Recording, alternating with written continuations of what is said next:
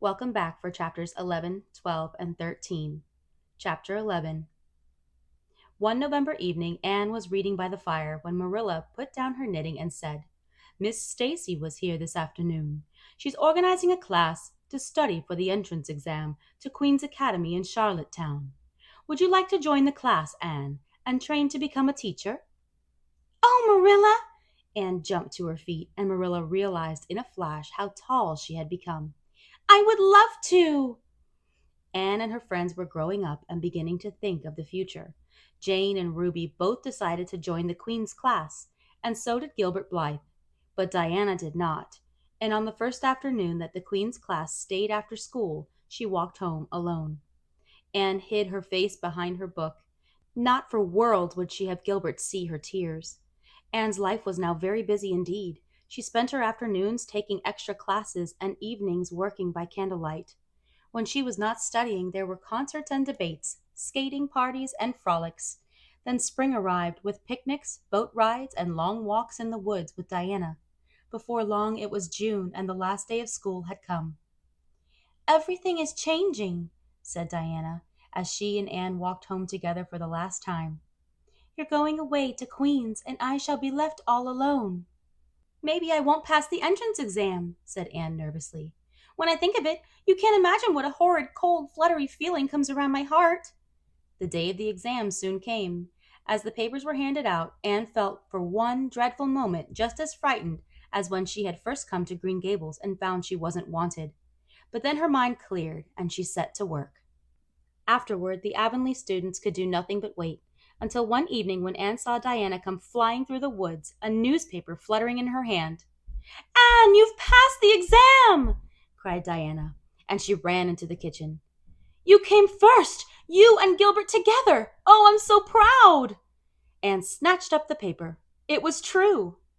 There was her name next to Gilbert's at the top of the list of 200 students. She sat starry-eyed, unable to speak.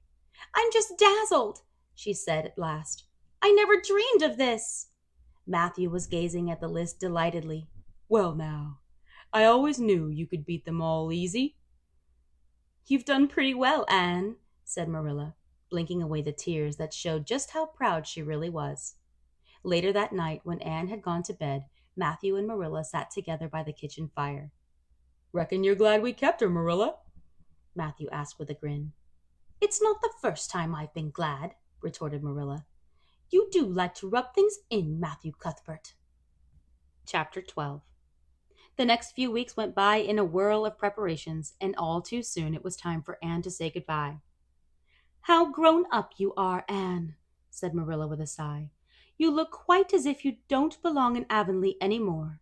It makes me feel kind of lonesome just thinking about it. But I'm not a bit changed, said Anne earnestly.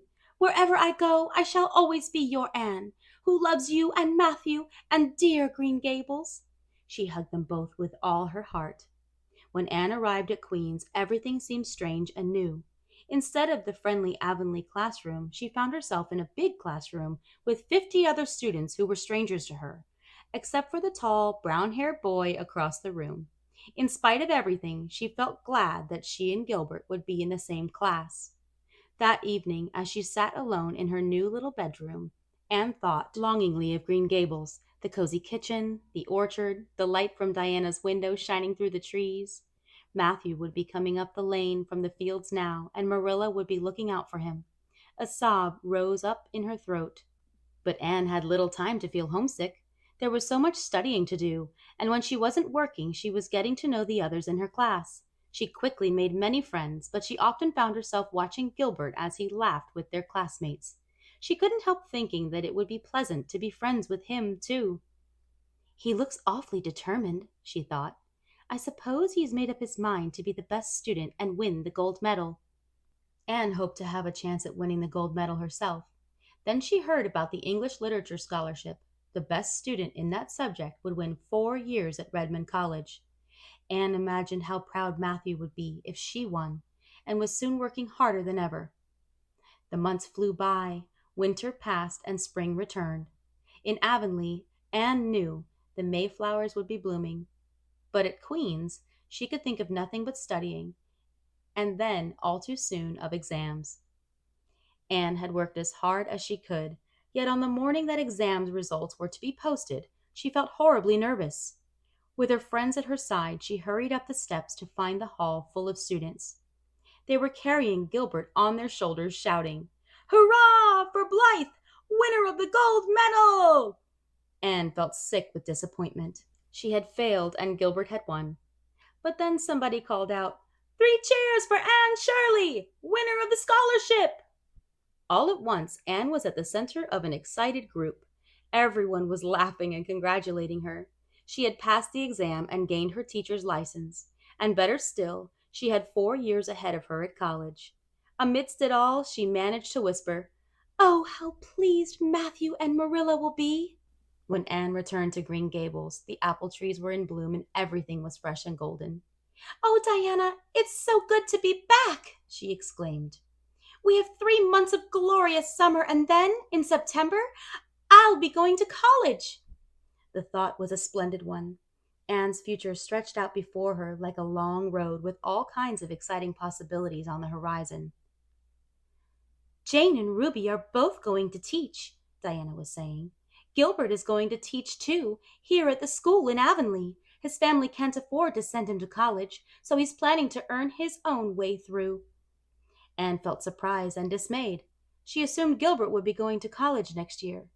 Somehow she couldn't imagine being there without him, but other things soon put thoughts of college out of Anne's head. She had noticed how gray and tired Matthew was looking. "Is Matthew quite well?"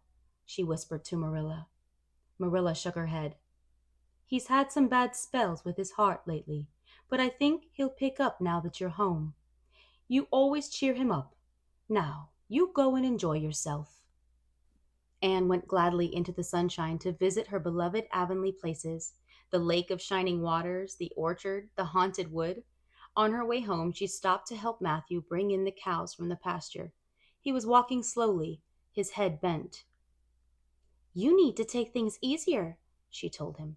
"Well, now, I can't seem to," said Matthew. "I'm getting old, Anne, but I keep forgetting it." "If I'd been that boy you sent for, I'd be able to help you more," said Anne wistfully. "But I'd rather have you than a dozen boys," said Matthew. "It wasn't a boy that won the scholarship. It was a girl, my girl, my girl that I'm proud of." He smiled his shy smile at her as he went into the yard. That was a beautiful evening.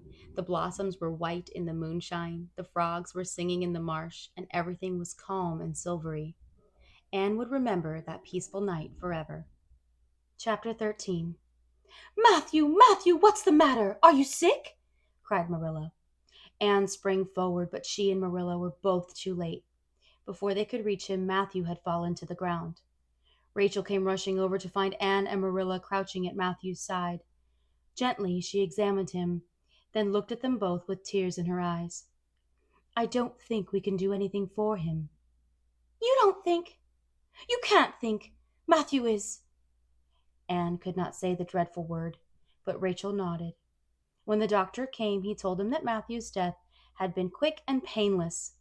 The news spread quickly, and friends and neighbors hurried to Green Gables to do what they could to help.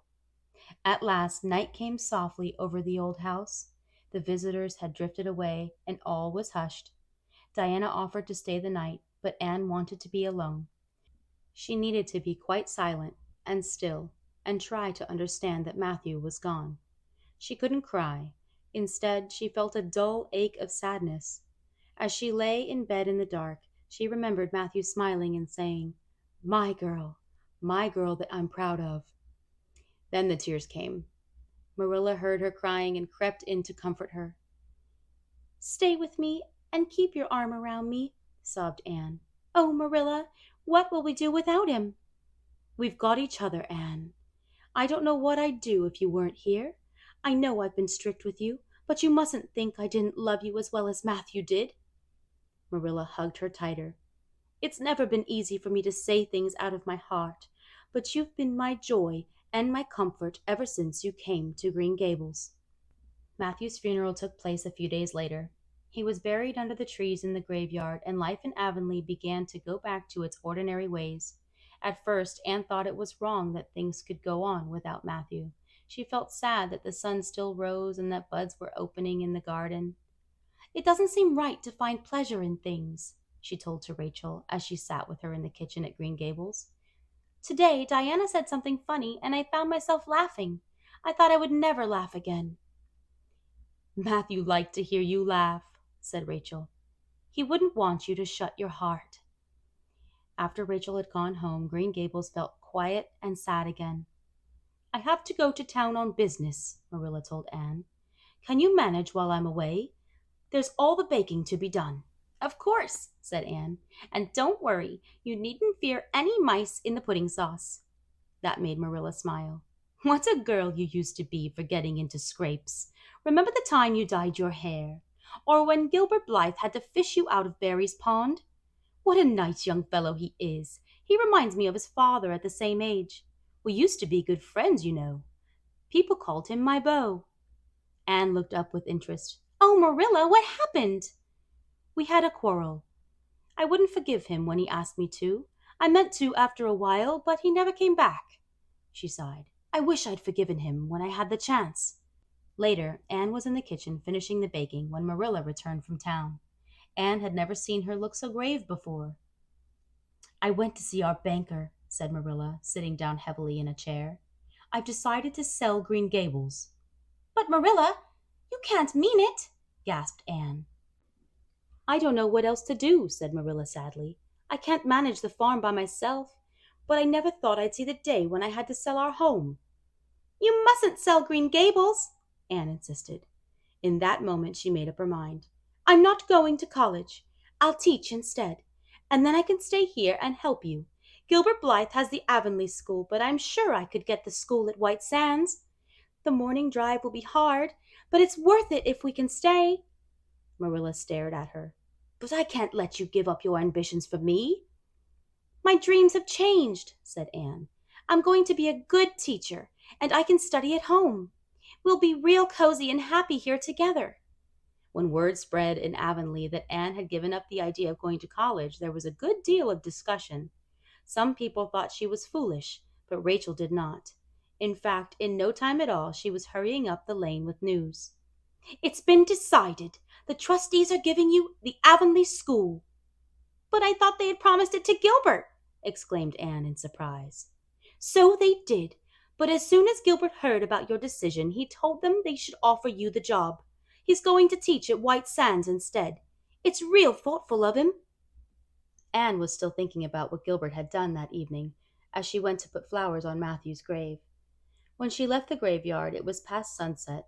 There was a freshness in the air, and the sea was misty and purple. As she walked slowly home, all of Avonlea lay before her in the afterlight. The beauty of it thrilled her heart. Halfway up the hill, she noticed someone coming toward her and realized it was Gilbert. He lifted his hat politely and would have passed by in silence if Anne had not stopped and held out her hand. Gilbert, she said with scarlet cheeks, I want to thank you for giving up the school for me. It was very good of you. I was pleased to be able to help, said Gilbert, taking her hand. Are we going to be friends after all? Have you forgiven me at last? Anne laughed. I forgave you that day by the pond, though I didn't know it. I've been sorry for what I said ever since. Gilbert grinned. We were born to be good friends, Anne. Come on. I'm going to walk home with you. Marilla looked curiously at Anne as she came into the Green Gables kitchen. Was that Gilbert Blythe? She asked. I didn't know you were such good friends that you would stand for half an hour at the gate talking. Had they really been there half an hour? Anne wondered. It had seemed like only a few minutes. But then she and Gilbert had 5 years of lost conversations to catch up on. That night, Anne sat at the window of her East Gable room. The wind rustled the branches of the apple trees, and the light from Diana's window gleamed in the dark. The future had once seemed to stretch straight out ahead like a long road with wide horizons. Now a new path lay before her. It wasn't the straight road she had imagined. There was a bend in it. Anne did not know what lay around the bend, but as she looked out at the stars and shone brightly over Green Gables, she felt sure in her heart that it would be as wonderful as anything she had ever imagined. The end.